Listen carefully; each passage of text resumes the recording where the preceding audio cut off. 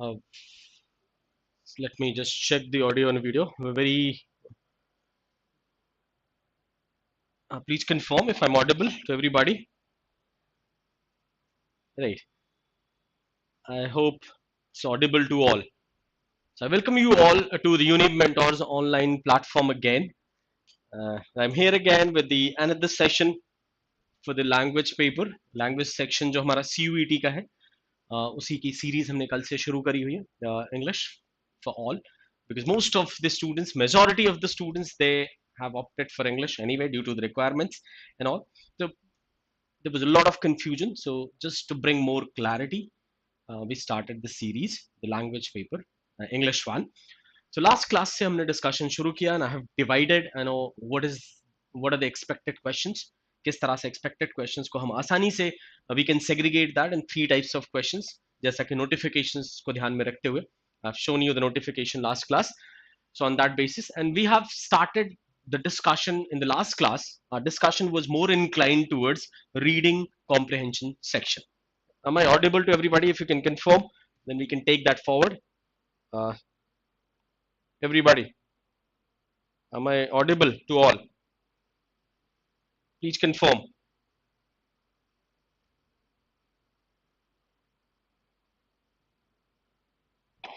I think I'm audible.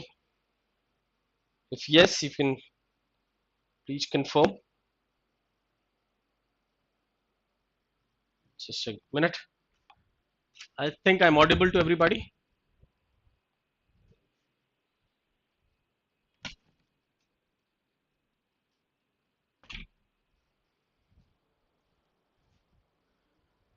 Okay, so audio and video is confirmed, right?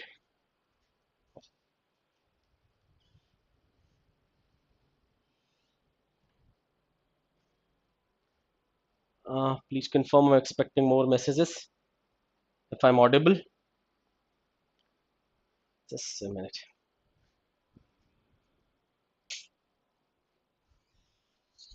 So it's audible, right? Okay. All right. So let's begin now the discussion without much delay. So last class, our discussion was more inclined towards the reading comprehension section because that is specifically prominently mentioned in our notification. इस वजह से हमने reading comprehension की तरफ अपना discussion ज़्यादा inclined रखा था और पूरा discussion अभी हमने नहीं किया है. Let me just change the slide and then you will see what all we discussed. जैसा कि ये notification का हिस्सा था जो कि last class I have shown you. Specifically mentioned reading comprehension, इसके types भी mention है, factual, narrative and literary. Writing style भी मेंशन्ड है. 300 to 350 वर्ड्स के हमारे पैसेजेस होंगे.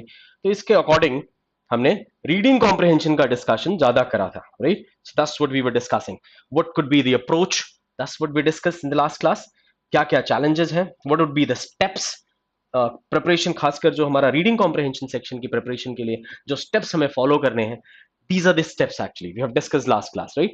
साथ ही साथ हमने ये सारा पॉइंट्स भी डिस्कस किया था, how to read the passages, क्या क्या ध्यान देते हैं हम, obviously what is mind map and all, so we'll keep discussing again and again how we actually study. That's what I was showing you in the last class, right? Transitional words की हमने बात की थी. Transitional words are, anyway, they demonstrate the relationship between and within the sentences, paragraphs and portion of text. That's the reason I even said that they work as a bridge between the sentences. तो जितने भी twist and turns होते हैं वो हमें पहचानने में मदद मिलती है with the help of transitional words. So if we identify these words, they are very helpful, right? आगे वही बातें लिखी भी हैं. These words assist in, grasping, the logical flow of the paragraphs and by signaling how ideas relate to one another and the relationships between the sentences and paragraphs. As a result, provide greater cohesion and work as the bridges that carry a reader from one section to another. So obviously these words actually you can travel through the passage if we identify these words, and obviously we'll be able to differentiate various ideas, how they are intermingled, how they are actually arranged in the paragraph. ये बातें समझने में हमें transitional words से बहुत मदद मिलती है. तो कोई भी passage समझने में transitional words words are very important. They are critical actually, right? हमने बहुत तरह के transitional words होते हैं, ये सब बताया था लास्ट क्लास. कुछ एग्जांपल्स भी हमने शो किया था कि एडिशन दिखाने वाले, टाइम दिखाने वाले या ऑर्डर और सीक्वेंस बताने वाले वर्ड्स जो कि जिनको हम ट्रांजिशनल वर्ड्स कह रहे हैं, जिनसे कि हमें आसानी से मदद मिलती है एक आइडिया से दूसरे आइडिया के बीच में क्या रिलेशनशिप है ये समझने में, किसी भी पैसेज में, किसी भी पैराग्राफ में, किसी भी पीस ऑफ राइटिंग में या टेक्स्ट में। वोकैब की भी बातें मैंने लास्ट क्लास काफी डिटेल में समझाया था, किस तरह से vocab is important actually, but what are the innovative methods, जिस तरह से हमें वोकैब पढ़ना चाहिए, जिससे कि हमारा जो सबसे बड़ा चैलेंज है forgetfulness, that we forget, right? We are humans, तो सारी चीजें हमारे दिमाग में वैसे भी नहीं रहेंगी, बहुत सारी चीजें we forget, तो किस तरह से हम पढ़ते रहेंगे, that these are some methods। Writing styles की भी बात लास्ट क्लास हमने की थी, नैरेटिव स्टाइल क्या है, story telling and all, descriptive क्या है, व्हाट इज फैक्चुअल, क्योंकि स्पेसिफिकली ये कुछ मेंशन्ड है, कुछ आर्ट स्टाइल्स ये सब, एनालिटिकल क्या है, आर्गुमेंटेटिव एंड पर्सुएसिव क्या होता है, and what is abstract style. So these are the 5 styles. If you're familiar with all these, so obviously जो 3 mentioned है specifically हमारे notification में, उनसे भी हम familiar हो जाएंगे। ये सब बातें हो चुकी हैं। Now ये बातें था थोड़ा सा main idea। See, the moment I mention here main idea, see main idea what happens? Main idea, every piece of writing, her text में, जो भी टेक्स्ट है, जैसे कि लास्ट क्लास हमने मेंशन करा था, every text has 2 explicit points, 2 points तो दिख रहे होते हैं हमें, एक प्रेमिसिस और दूसरा कंक्लूजन। ये दो तो हमें दिख रहा होता है। प्रेमिसेस मींस वो जितने भी फैक्ट्स एंड डिटेल्स और रीजनिंग सारी मेंशन करी हुई है ऑथर ने, और साथ में फाइनली जो कंक्लूजन स्टैब्लिश हो रहा है वो है। 2 पार्ट तो हमें दिखते हैं किसी भी पीस ऑफ राइटिंग में, किसी भी पैसेज में। तीसरा होता है अजम्पशन, जो कि पीस ऑफ राइटिंग को लिखते समय ऑथर ने अज्यूम करा होगा, वो अंडरस्टूड है कि इतनी ये बात तो मान के ही चल रहा author, so those were the assumptions. वो भी एक तरह से हिडन पार्ट होता है, जो कि लिखा नहीं होता, एक्सप्रेसली मेंशन्ड नहीं होता किसी भी पैसेज में, but that is actually by default there, once you we read it, तो हम आसानी से कंक्लूड कर सकते हैं कि इन पॉइंट्स को तो ऑथर अज्यूम करके ही चल रहा है। That is the third section. तो ये 2-3 पार्ट तो होते ही हैं। अब जितने भी प्रेमिसेस में जितने भी फैक्ट्स एंड डिटेल्स रीजनिंग सब कुछ लिखा हुआ है, right, that is all actually directed towards the conclusion। so is tarah se the main idea, what the author is trying to establish, what author is trying to establish, that's the most important point of that piece of writing, right? And apart from this main idea, all other details which will be in the passage, that all are the supporting details। the most important point, the most essential point, that is the main idea, वो हमारा central theme है।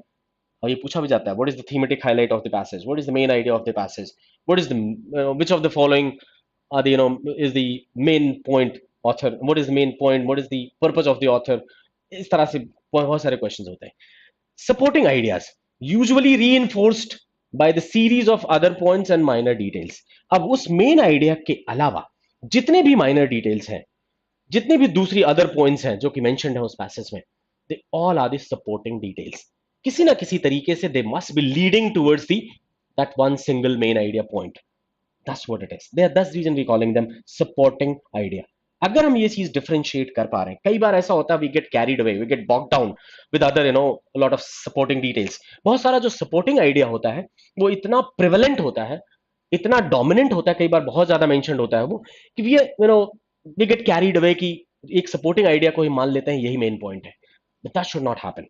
We should look for the main idea, the main point, which is actually author tries to establish, right? Identifying, locate the main idea in the sentence. Every sentence will have some main point, and then paragraph will have the main idea, then that will lead to the main idea of the passage. That's how we identify. There are the steps. हम इसको passage देखेंगे, then we'll identify that, then it will be easier, and we'll do the passage one by one. Now sophisticated means of identification, topic sentences find out करके, फिर beginning, middle, end और explicit and implicit, ये कुछ sophisticated तरीका है, थोड़ा technical तरीका, main idea, main point, central theme identify करने का। all information and minor details, they all connect with the main idea, they all lead, they all direct towards the main idea। सबके सब main idea को किसी ना किसी form में establish कर रहे होंगे, हेल्प कर रहे होंगे। That's what it is, they must be leading towards main idea. ये होता है किसी भी पीस ऑफ राइटिंग में, राइट? एक मेन पॉइंट है जो कि ऑथर स्टैब्लिश करना चाह रहा है, और उसी के लिए वो सारी रीजनिंग दे रहा है, सारे एग्जांपल्स दे रहा है, सारे फैक्ट्स दे रहा है, so finally he is establishing that main idea point, right? So that's the main point, that's the central theme of the passage। so when we'll practice, अब उसी का ऑर्गेनाइजेशन किस तरह से होता है, this is what is mentioned here। किस तरह से ऑर्गेनाइज्ड होगा, कॉज एंड इफेक्ट के तरीके से भी, रीट्रेशन के तरीके से एस्टैब्लिश हो सकता है, आइडिया ट्रांसफॉर्मेशन, क्रोनोलॉजी, कंट्रास्ट के तरीके से एस्टैब्लिश हो सकता है। किस तरह से ऑथर ने अपने आइडियाज को प्रेजेंट करा हुआ है, राइट? हो सकता है किसी चीज को कॉन्ट्राडिक्ट करते हुए 2-3 आइडियाज आ रहे हैं, and then but still author finally what he's establishing क्या मेन पॉइंट है, उसी के इर्द गिर्द सारा आइडिया घूम रहा होगा, सारे सपोर्टिंग डिटेल्स घूम रहे होंगे, इसीलिए main idea is written here in the central point, और बाकी सारे पॉइंट्स किनारे रखें। वो किस तरह से उनका ऑर्गेनाइजेशन होगा ये समझने के लिए। ये ऑब्वियसली जब हमारे पास पैसेज होगा देन यू विल अंडरस्टैंड। मैं अभी ये बताने की कोशिश कर रहा हूं कि किस तरह से हमारी अप्रोच क्या होनी चाहिए, जिससे कि हम पूरी तरह से तैयार हों, खासकर रीडिंग कॉम्प्रहेंशन को लेके पूरी तरह से completely, right. These are the points. And the main idea में क्रोनोलॉजिकल पैटर्न, वही पैटर्न यहाँ पे इस तरह से लिखा हुआ, list of items and all, जो हमने वहां पे डायग्राम से दिखाया था। टोन, टोन भी हमें पता होनी चाहिए। Authors tone, which of the following is the author's tone in the passage, tone of the passage, tone in a particular line, ये सब के सब हमारे टोन वाले क्वेश्चन हैं। Tone could be subjective, objective, positive, appreciating tone, if a negative, criticizing tone. It could be neutral one, right? Neither of the above, neither criticizing nor appreciating. इस तरह से टोन्स हो सकती हैं। लेकिन अब इन टोन्स को आइडेंटिफाई करने का तरीका, इनकी डिग्री क्या होगी, इनकी इंटेंसिटी क्या होगी, इसके आधार पे बहुत सारे टर्मिनोलॉजीज हैं, राइट। उनको भी हमें पहचानना होता है। आगे हम देखते हैं। कहने का मतलब ये कि अब कोई अप्रिशिएटिंग टोन है, कोई क्रिटिसाइजिंग टोन है, या बिल्कुल न्यूट्रल सी टोन है, लेकिन इनको डिनोट करते हुए, इनकी इंटेंसिटी को डिनोट करते हुए इस तरह से बड़ी सारे वर्ड्स होते हैं, बड़ी सारी टर्मिनोलॉजीज होती हैं। That will be in the options. तो हमें अगर वो टर्मिनोलॉजीज पहले से पता हो, उनकी मीनिंग पता हो, तो ऑप्शंस में उनको आइडेंटिफाई करना that becomes easier, right. I hope that makes sense to everybody. Now nature of the passage, objective, subjective, facts, opinions, किस तरह का पैसेज है ये पता चला। अगर हमें टोन आइडेंटिफाई करना है, एटीट्यूड ऑथर का, deduce the passage sentiment, passage का सेंटिमेंट समझना होता है, पॉजिटिव है, नेगेटिव है, न्यूट्रल है, राइट। आइडेंटिफाई द कीवर्ड्स, और ये किसकी मदद से होता है, कीवर्ड्स की मदद से। क्या कौन से होते हैं कीवर्ड्स, एडजेक्टिव्स, एडवर्ब्स या transitional words, they will help us, right. जैसे मैंने बताया ट्रांजिशनल वर्ड्स कंट्रास्ट भी हो सकते हैं, ट्रांजिशनल वर्ड्स नेगेटिव पॉजिटिव कुछ भी बताते हुए हो सकते हैं, राइट। इसी तरह से एडजेक्टिव्स भी हो सकते हैं, and they reflect the mood or the emotion of the author. So once you get the mood of the author during the passage, so obviously identifying the tone or attitude becomes easier, right? आसान हो जाएगा. List of conflicting attitudes. If there are some conflicting attitudes, somewhere the author is praising, somewhere he's going on the criticism. So if there is some change, obviously we must be in a position to pick it, right? Identify the mood changes. If there are some changes in the mood, there is a twist and turns in between in the passage. We must immediately pick that, right? और वो किससे पता चलेगा, obviously transitional words and adjective and adverbs से, right. तो उसमें भी हमें मदद करते हैं, जो कि हम पहले से ही बात कर रहे हैं। Infer the most dominant sentiment, सबसे डोमिनेंट सेंटिमेंट जो है वही उस पूरे पैसेज का टोन होगा, right. Correlated with central idea, obviously that must relate with the central idea, that must be in sync with the central point, right? So make your own tone list, और हमें थोड़ा सा tone list भी mock practice के दरमियान समझना होता है कि किस तरह के टोन हम आइडेंटिफाई करके। यहीं पे आती है बात टर्मिनोलॉजी की, राइट, जो मैंने बताया था। जैसे देखो यहाँ पे बहुत सारी टर्मिनोलॉजीज मेंशन्ड है, इनको हम धीरे धीरे डिस्कस करते हैं। और पैसेज में I keep asking everybody what you think what could be the tone of this passage. Acerbic, जैसे साफ लिखा है, मतलब harsh, severe, bitter, caustic, vitriolic, बहुत ही कड़वाहट वाली जो टोन है वो असर्बिक टोन हो गई, राइट। एग्रेसिव, साफ साफ दिख रहा है, फोर्सफुल, बहुत ही असर्टिव सी, unprovoked offensiveness, that is all aggressive, mean author was aggressive in his tone. Now angry, indignant, biased system, policies, authorities, तो बायस्ड सिस्टम्स वगैरह की तरफ इस तरह से एंग्री टोन आ सकता है अगर if something is written about that. Apathetic, without, right, indifference मतलब विदाउट इमोशंस, इमोशनलेस, लग गया है, ऑपोजिट हो जाता है। Path means emotion, feeling, right, we all know that, it's another root word. So, apathetic, emotionless, not interested or concerned, unresponsive, बिल्कुल तटस्थ रह के कोई बात लिखी गई है, apathetic, कोई इमोशन नहीं शो किया गया है, तो दैट्स apathetic. Biased, biased हमें समझ में आ रहा है, झुकाव हो, राइट, इंक्लिनेशन हो किसी तरफ, फेवर हो, तो वो बात कर रही है यहाँ पे, फेवर। तो इस तरह से ये टर्मिनोलॉजीज हैं, अगर हम इनसे फेमिलियर हैं पहले और इनको हम आसानी से लिंक कर पाए अपने पैसेज के साथ, राइट, तो दैट वुड बी इजियर हमारे लिए। पैसेज एग्जाम में कोई बहुत बड़ा मुश्किल नहीं होगा टोन पहचानना, right. Contemptuous, disparaging, derisive, or disdain towards the subject, obviously contemptuous. Cynical, displays the author's view of society being driven purely by self-interest, ये हो गया cynical, right, are never altruistic, बहुत ही परोपकार वाले उससे नहीं है, so that's cynical. Then you have commiserating, right, feeling, expressing sorrow, empathizing with a pity, बहुत दया दिखाता हुआ इस तरह से, and persons and groups of prejudices, that's the commiserating. Then you have dogmatic, so while asserting his opinions or firm beliefs and perspective, a viewpoint, one employs this tone, तो उस दरमियान इस तरह से dogmatic tone apply करते हैं. Emotional, यूफेमिस्टिक, एक एक करके हम इसको डिस्कस करते रहेंगे. There are a lot. Euphemistic again, you know that eu एक रूट वर्ड है हमारे यहाँ पे भी, इसका मतलब होता है गुड, राइट. सो यूफेमिस्टिक मतलब एक्सप्रेसिंग वंस डिसलाइक, किसी चीज को डिसलाइकिंग को शो करने के लिए, डिसएग्रीमेंट को शो करने के लिए, लेकिन ऑफेंसिव ना होके, ब्लंट नहीं होके, विदाउट बीइंग ऑफेंसिव और ब्लंट, मतलब अच्छे शब्दों का उपयोग करते हुए. अगर क्रिटिसिज्म भी कर रहे हैं तो बहुत घुमा के, right. Use of indirect implicit words, statements while saying something offensive, saying something negative, right. So that's जो euphemistic है, मतलब वो भी एक अच्छे तरीके से कहा जा रहा है euphemistic. Emotional देख ही लिया तुमने. Grandiose again, more complicated and elaborative than necessary, मतलब बहुत elaborate करके, बहुत ही grandiose तरीके से लिखा गया है अगर किसी टॉपिक के बारे में. So written in descriptive और abstract style, खासकर इस तरह की टोन की ज्यादा उम्मीद होती है अगर पैसेज की राइटिंग स्टाइल जो है वो डिस्क्रिप्टिव है या एब्स्ट्रैक्ट स्टाइल में लिखा गया है. तो grandiose. Populist, use discuss the theories characteristics exhibited by the general populace, general public की बेनिफिट की जितनी भी बातें इस तरह से लिखने वाली पॉपुलिस्ट टोन में होती है. Romantic, you know that, provocative, vituperative, speculative, इस तरह से सब टोन्स हैं, सबके बारे में आगे लिखा भी हुआ है मीनिंग, लेकिन ज्यादा अच्छे से समझ में आएगा जब हम पैसेज के साथ साथ इनकी बात कर रहे होंगे. Apologetic, humanistic, humorous, laudatory, obsequious, introspective, and then incendiary, sarcastic, satirical, motivating, again, condescending, ethical, vitriolic, vituperative, and speculative. तो इस तरह से हमने काफी वर्ड्स यहाँ पे रखे हुए हैं. वंस वी फेमिलियर, काफी हमने बड़ी लिस्ट बनाने की कोशिश की है एग्जॉस्टिव टाइप की, बट एग्जॉस्टिव तो कुछ होता नहीं, इंक्लूसिव है, और भी होंगे, और भी हो सकते हैं, राइट. बट एटलीस्ट अगर हम इतनी टर्मिनोलॉजी से फेमिलियर हैं और इतना हमने चेक कर लिया तो इससे बाहर उम्मीद कमी होती है, राइट, बिकॉज काफी लंबी लिस्ट है ना. अब ये तो हो गई बात टोन की. अभी हमने इसके पहले बात की थी मेन आइडिया की. अब हर पैसेज के ये सब पार्ट्स हैं, एक एक करके हम डिस्कस करते हैं with the help of passages. तो इतनी बातें अगर हमें पता है तो क्वेश्चन आसानी से हमारा, कोई भी क्वेश्चन हो, चाहे वो इनडायरेक्ट हो, डायरेक्ट हो, will be able to answer. अब टोन के बाद एक और चीज जो होती है इनडायरेक्ट क्वेश्चन में, जो बहुत पूछी जाती है कई बार, क्वेश्चन देखते हैं हम, इन्फरेंस. जैसे अभी थोड़ी देर पहले मैंने अजम्पशन की बात की थी कि किसी भी पीस ऑफ राइटिंग या किसी भी टेक्स्ट में दो बातें तो दिख रही होती हैं, एक प्रेमिसिस और दूसरा कंक्लूजन, और एक तीसरा होता है जो दिख नहीं रहा होता, जो कि ऑथर मान के चल रहा है, दैट इज अजम्पशन. उससे भी क्वेश्चन आते हैं. और एक इन तीनों के बाद एक फोर्थ पॉइंट है, inference, the next logical corollary, the next step, that is inference.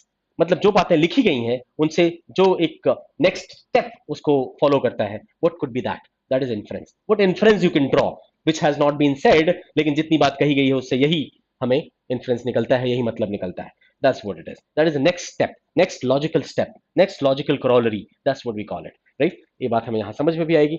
Inference can best be summarized with the phrase reading between the lines. इसलिए कई बार कहा जाता है read between the lines. Reads, things which is not even mentioned.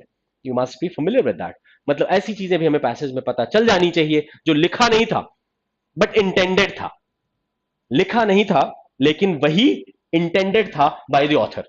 Author intended that, right? So obviously we should be in a position to deduce that. If we're able to do it, it simply means पूरा पूरा passage हमें समझ में आया है, right? An inference is an idea that you pick up in your reading, from reading, even though it is not directly mentioned, not directly presented or stated. मतलब directly लिखा नहीं है, but still you are able to pick it up, you are able to deduce it, right? In what you are reading, you construct a meaning beyond what is literally stated. मतलब जितनी बातें literally कही गई हैं उसके beyond, if you are able to construct some meaning, next, जैसे मैंने बोला ना, next logical step, if you are able to deduce that, if you are able to find it out, that is the reading between the lines. That's what is inference, right? Now, in a sense, an inference is similar to an implied idea. ये बिल्कुल वही बात होती है कि implied idea क्या मिला हमें, जो express नहीं था लेकिन implied था, वो idea हम क्या समझे, right? And is extremely significant, बहुत important है, खासकर indirect questions में बहुत बार पूछा जाता है. For the complete understanding of the author's idea, authors की पूरी idea को समझने के लिए कम से कम हमें inference समझ में आना जरूरी है. तो ये समझ में आया what is reading between the lines, right? I think what is understanding something which is beyond, what is literally stated. You understand now, this is very important, right? An implied idea, that is inference. इस पे questions होते हैं. Key to comprehension, actually हमें कोई भी piece of writing पूरी तरह से समझ में आया है, इस बात का बड़ा टेस्ट यही है कि क्या हमें इन्फ्रेंस समझ में आया कि नहीं, right? That's what it is, right? Now do more inference के बारे में काफी कुछ, हाउ टू रिड्यूस इट, कुछ स्टेप्स लिखे हैं। Inference could be related to view point. अब इन्फ्रेंस हो सकता है किसी व्यू पॉइंट के से रिलेटेड पूछा गया हो, अच्छा ये बात मेंशन्ड है तो इससे what you can infer, which of the following options could be the most logical inference. मतलब नीचे चार ऑप्शन दिए होंगे और तुमसे पूछ लिया जाएगा which of the following could be the most logical या most critical inference, right? Character के बारे में हो सकता है, इंफॉर्मेशन जो गिवन है उसके बारे में हो सकता है वो इन्फ्रेंस, एटीट्यूड के बारे में हो सकता है, किसी भी चीज से रिलेटेड हो सकता है। एक्टिव रीडिंग करनी है। इनकंसिस्टेंसी एंड बैकग्राउंड, इनकंसिस्टेंसीज है कहीं बीच में, बैकग्राउंड सारा पूरा समझ में आना चाहिए, तो ऑब्वियसली इन्फ्रेंस ड्रॉ करना आसान हो जाता है। Don't get misled by the tangential view. कई बार बीच बीच में टेंजेंशियल व्यू दिया होगा और ऑप्शन में भी इस तरह के व्यूज होंगे जो कि इन्फर नहीं किया जा सकता, इवन डिस्टेंटली भी नहीं किया जा सकता। तो ऐसी चीजों से मिसलीड नहीं होना है। जो लॉजिकली ड्रॉ किया जा सकता है जितना इन्फ्रेंस, बस वही सही आंसर होगा, कुछ ऐसा नहीं जो बिल्कुल आउट ऑफ कॉन्टेक्स्ट है। Now look for the explicit support of the view. अगर कोई व्यू उस ऑप्शन में गिवन है तो उसका कम से कम एक्सप्लिसिट सपोर्ट पैसेज में होना चाहिए।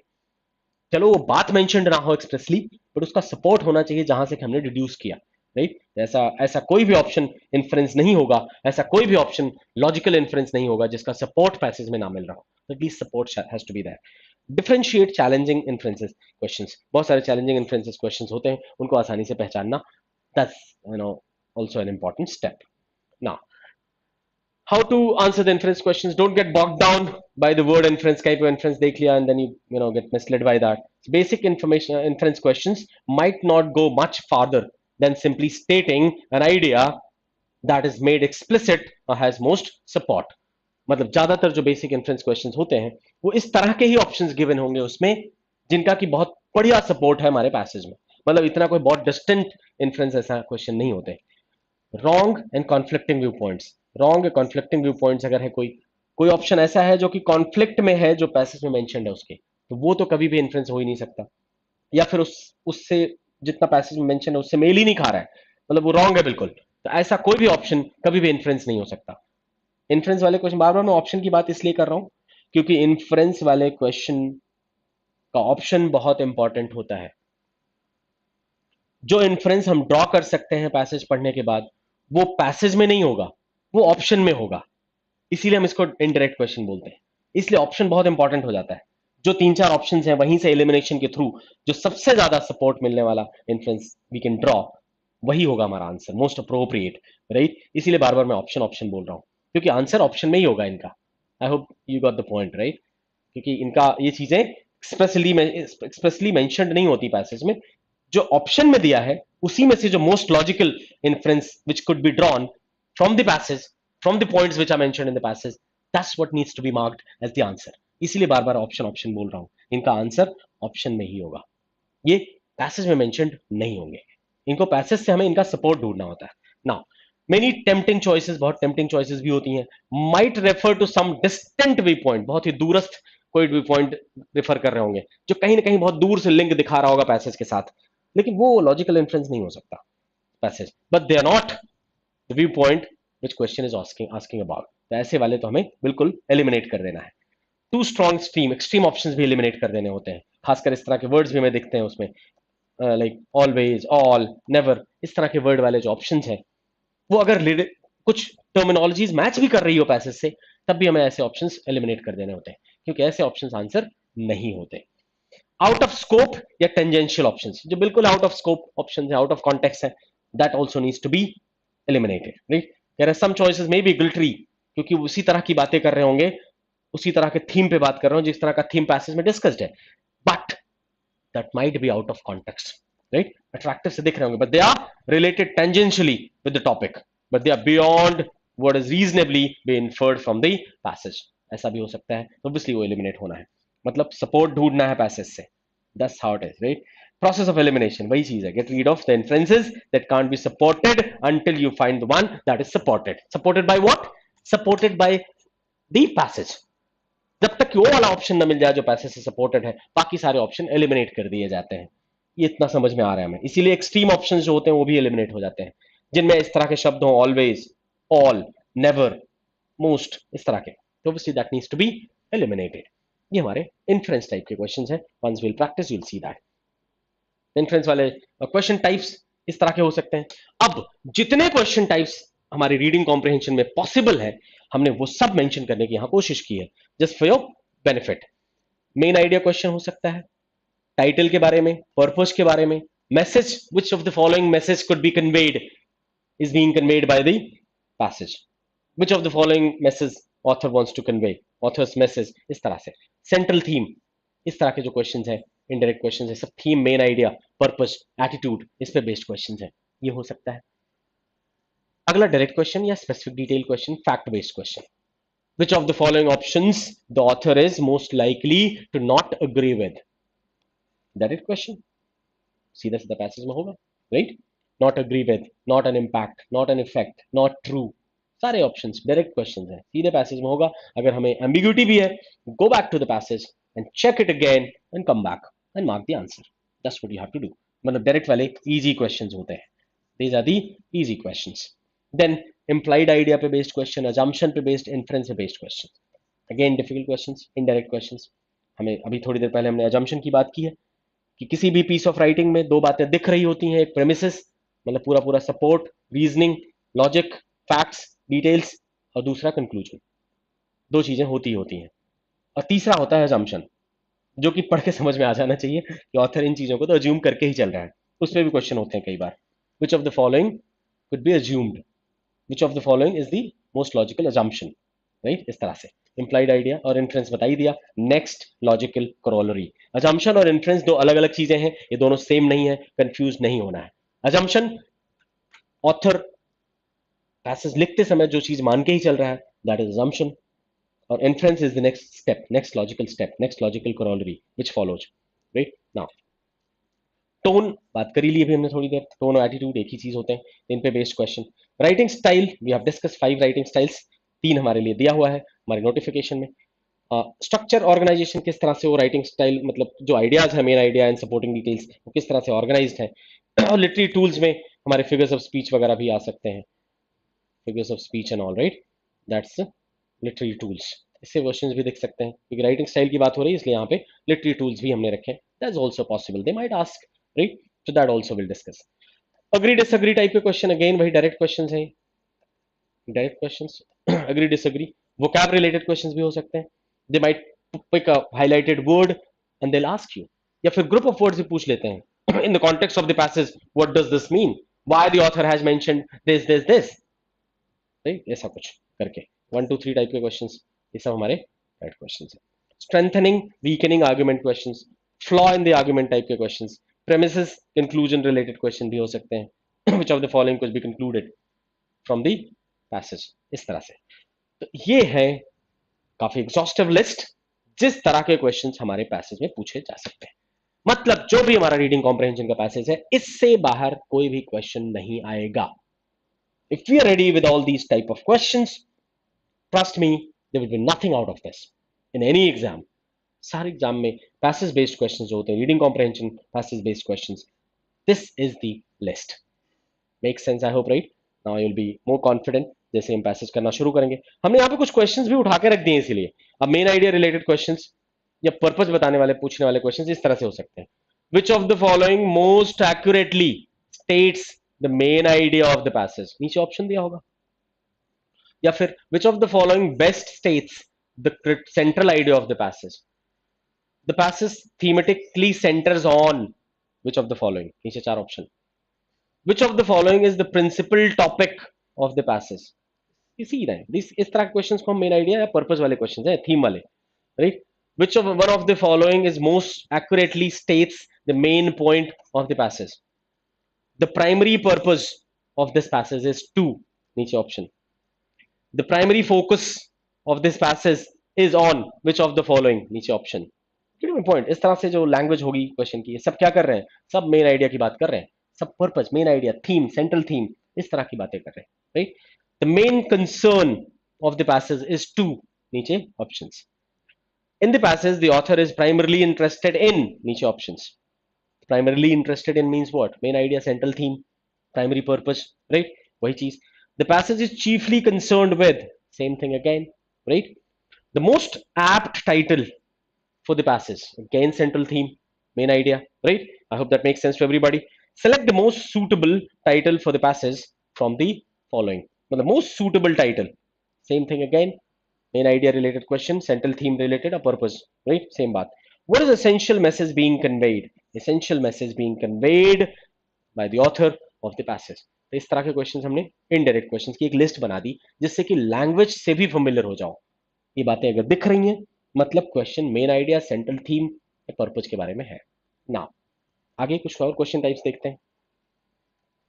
क्रक्स, मैसेज, एटीट्यूड के बारे में questions. Which of the following statements best describes the thought of the writer? Central theme again. Which of the following statements conveys the key message of the passage? What is the critical message conveyed by the above passage? Which one of the following is the essential message implied by the passage? Which of the following main idea that we can infer from the passage? Again, right? Which of the following is the most logical and rational and crucial message conveyed by the above passage? Which of the crux of the passage? The author of the passage holds the view. What is the author's view? Again, same thing.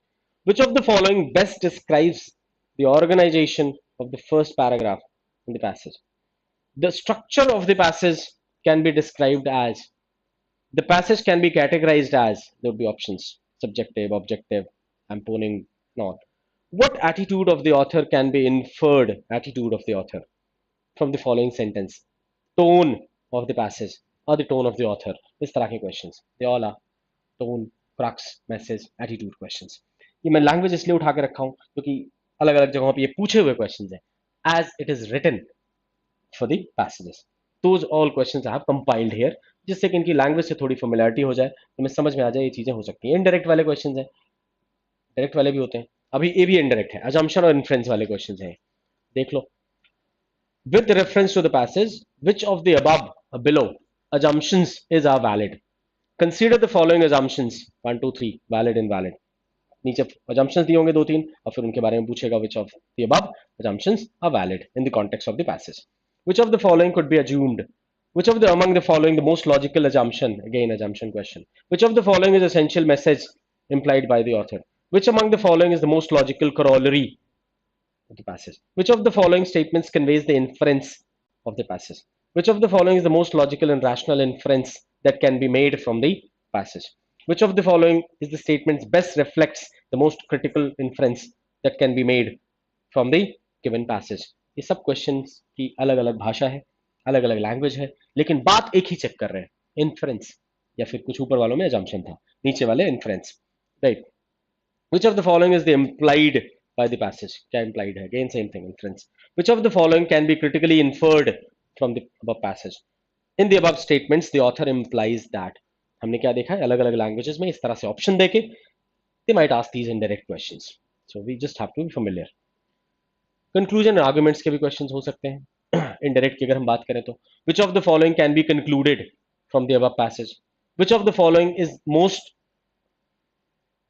definitely implied, right? And then following passage seems to argue, the options are the above statements argues that the above passage seems to imply that, options होंगे नीचे. Which one of the following is the best explanation of the above passage? The following extract, नीचे एक comma में दिया होगा, can be paraphrased या rewritten, इस तरह की बातें भी लिखी होंगी, कंक्लूजन को डिनोट करती है. फिर आता है direct questions, facts based, details based, true false type के, अग्री डिसएग्री टाइप के क्वेश्चंस, इनको हम डायरेक्ट क्वेश्चंस बोलते हैं. जैसे the passage mentions that the world is evidently not meant for them, it refers to people who. अब हुआ क्या, एक फ्रेज उठा लिया पैसेज से और पूछ रहे हैं it refers to people who. तो ये डायरेक्ट क्वेश्चन है. समझ नहीं आया तो वापस जाओ पैसेज में, ऊपर नीचे चेक करो wherever it is mentioned and then get the clarity and then mark the answer. Direct question. According to the passage, what could be the traditional obstacles to the education of girls? Passage में mentioned होगा क्योंकि passage जो होगा हो सकता है girl education के बारे में होगा और वहां से पूछ रहे हैं, तो ऑब्वियसली स्किमिंग के दरमियान हमें पता होगा ये कहां पे मेंशनड है. Go back there and cross check. According to the passage, which of the following is our paramount importance under the right to education? अब राइट टू एजुकेशन के बारे में कोई पैसेज होगा और उसमें से पूछ लिया नीचे दिए गए में से कौन सा एक्सट्रीम इंपॉर्टेंस वाली बात है, बाहर पीछे पैसेज में जाओ and check it again.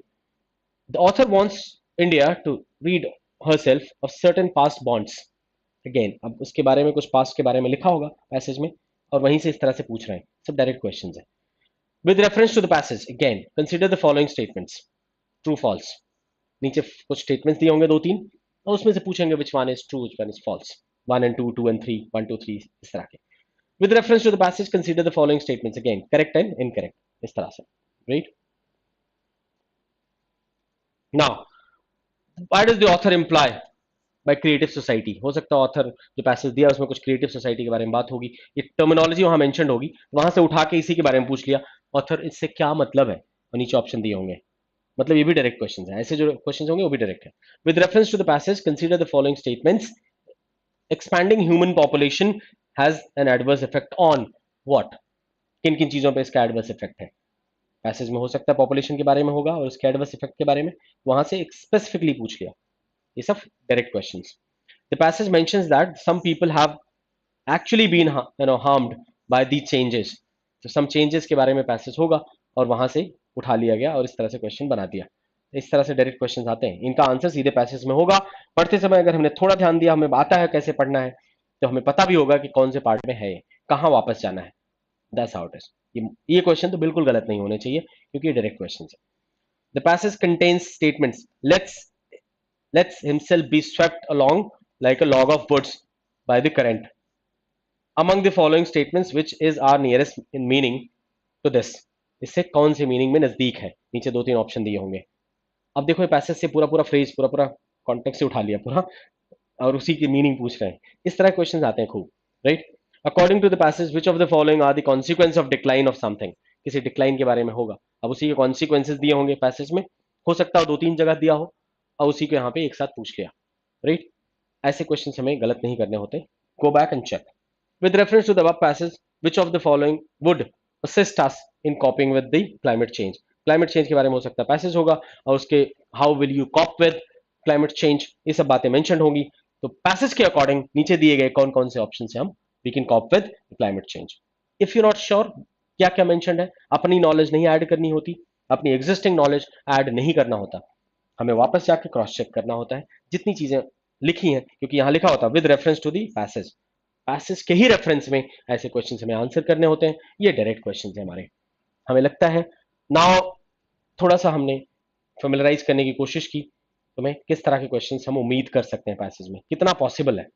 Main idea, purpose, crux, message, attitude, assumption, inference question, conclusion, arguments question, fact details, direct questions. Now elimination.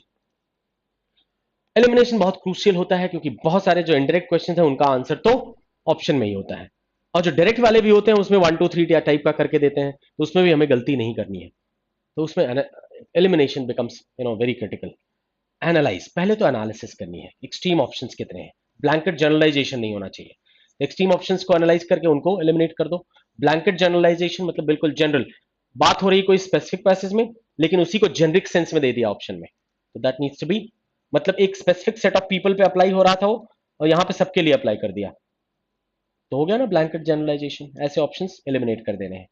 Similar words, कई बार जो क्लोज एडजेक्टिव्स और सेम एडजेक्टिव्स दिख रहे होते हैं, पैसेज में ऐसे ही है ऑप्शन में ऐसे ही है लेकिन दोनों के मतलब हो सकता है अलग हो. So obviously that needs to be analysed. Analyse एक बार यूज करना है, सबको एनालाइज करना है. Extreme options, blanket generalisation and similar words वाले ऑप्शंस, इनको एनालाइज करके एलिमिनेशन करना है. देन ट्रांजिशनल वर्ड्स को और ट्रिगर वर्ड्स, ये हमें एलिमिनेशन में बहुत मदद करते हैं. राइट. क्योंकि हम प्लेन रीडिंग नहीं करना होता, हमें इनकी मदद से जितने भी अप्स एंड डाउन है पैसेज में वो समझ में आने चाहिए. तो ऑप्शन भी हमें समझ में आएगा और आसानी से हम एलिमिनेट कर पाएंगे. Changing tone in the question, that also we need to understand. इन सारी चीजों को एनालाइज कर लिया तो elimination becomes very very very easy. Right. Will see that.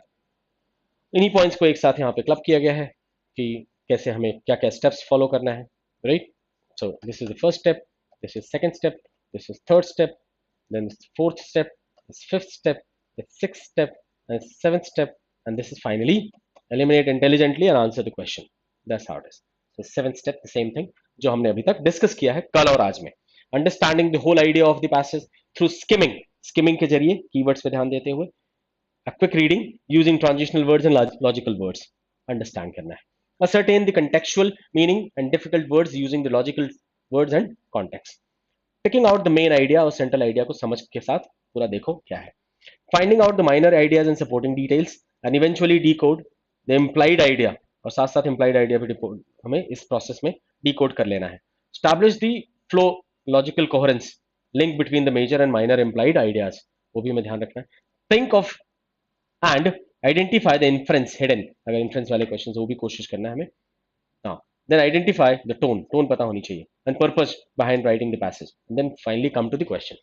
और वैसे भी क्वेश्चन एक बार अगर हमें इनडायरेक्ट क्वेश्चन दिख रहे हैं तो हमारा पर्पस तुरंत बदल जाता है, हमें टोन किस तरह के क्वेश्चन है, it depends, if it is a smaller passage then you can see the question first or passage first, that doesn't make any difference.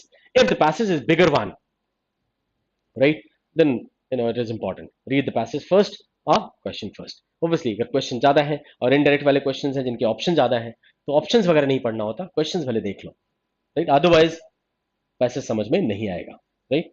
सो ये हो गए हमारे steps, make sense, right. So these were the steps, ये रहा हमारा how we will go about it. So आज के लिए इतना ही, क्योंकि हम पिछली वाले डिस्कशन को हम आगे बढ़ा रहे थे, आज हम बहुत ज़्यादा आगे नहीं ले जा रहे हैं, अभी हमने सारे स्टेप्स डिस्कस कर लिए one by one. I hope you are familiar now कि रीडिंग कॉम्प्रिहेंशन वाले सेक्शंस के क्वेश्चंस करने के लिए हमें किन बातों से फेमिलियर होना है. So that's all for today, have fun, see you in the next class. Now हम इस रेगुलर सीरीज के साथ आ रहे हैं, अगर किसी को स्पेसिफिक हमारे कोर्सेज ज्वाइन करने हैं या फिर इस तरह से, you can call at the number which is given below, which must be coming, right? Then you can call and reach to anyone here, whoever picks the call, they'll guide you accordingly now about the course, and even separate courses भी हमारे, so you can buy that, right? Now और इस series के साथ हम regular आ रहे हैं तो हम कुछ ना कुछ गाइड करते रहेंगे, एंड इंपॉर्टेंट पॉइंट्स में हम गाइड करेंगे और बहुत ही इंपॉर्टेंट कंटेंट के साथ हम यहाँ पे रहेंगे. ऐसा कुछ नहीं कि हम कुछ भी रैंडम डिस्कशन नहीं करेंगे, बिल्कुल काम की चीजें डिस्कस होंगी. So this session, these sessions will be very beneficial. So all the students who are looking for CUET, जो भी एम कर रहे हैं top universities, Delhi university and other top universities, top colleges, for them it becomes very critical, right? There are many who are not very serious, right? तो उनके लिए तो कुछ भी मिल जाए टाइप, मुझे जहां तक लगता है काफी students they are very serious, क्योंकि वो एप्लीकेशन पैटर्न से ही हमें समझ में आ रहा है, right? Most of the students are very serious and they actually want the top colleges of their choice. अगर ऐसी कोई बात है तो obviously you should go for this kind of approach, जिससे कि you get maximum marks and you make this your strength. That's all. Have fun. See you in the next class.